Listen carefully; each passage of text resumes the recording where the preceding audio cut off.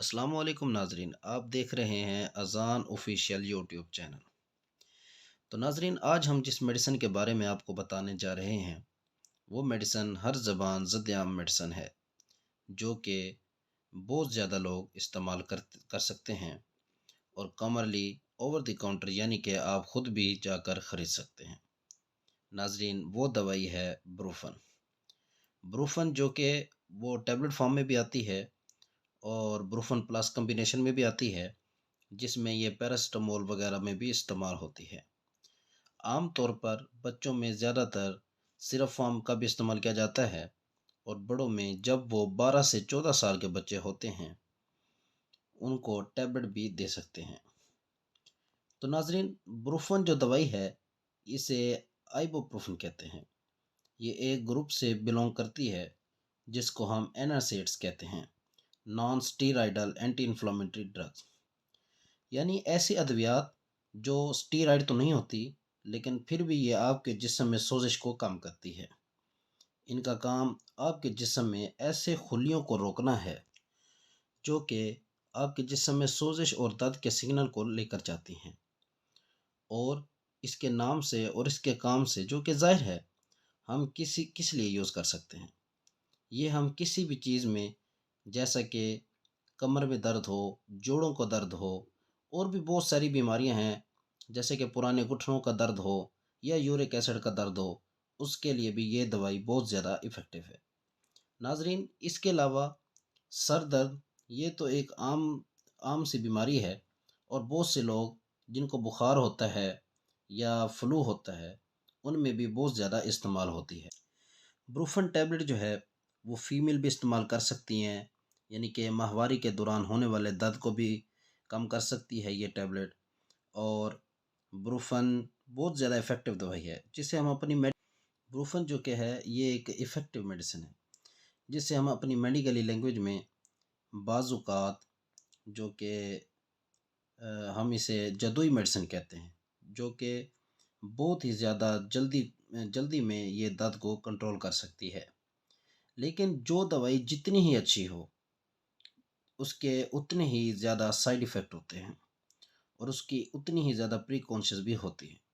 Side effect اس لیے کیونکہ اس medicine نے جب آپ کے معدے سے گزرنا ہے تو یہ آپ کے معدے میں تیزابیت بھی پیدا کر سکتی ہے اور جلن کا باعث بھی بن سکتی ہے۔ ناظرین، اس کے ساتھ آپ کو الٹی وغیرہ بھی آ سکتی ہے۔ اسی لیے اگر کسی کو معدے کا مسئلہ ہو یا جگر کا مسئلہ ہو، گردوں کا مسئلہ ہو، مثانے کا مسئلہ ہو، ان کے لیے یہ دوا بالکل بھی سیو نہیں ہے، کیونکہ یہ دوائی جب جسم کے اندر سے گزرتی ہے تو یہ تقریباً 1 سے 2 گھنٹوں میں اپنا اثر دکھانا شروع کر دیتی ہے۔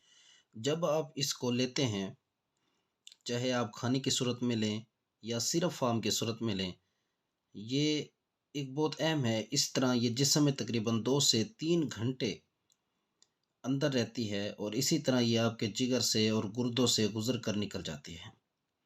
ناظرین، اب اس کی مقدار کتنی ہونی چاہیے؟ یہ دوائی اگر آپ نے بچوں کو استعمال کرانی ہو، اگر آپ کے بچے کا وزن 7 kg سے کم ہے تو ان کے لیے یہ مقدار بالکل بھی سیو نہیں ہے، کیونکہ ان کا جسم اور ان کا جگر اس قابل نہیں ہوتا کہ وہ اس دوائی کو ڈی ٹاکسیفائی کر سکے۔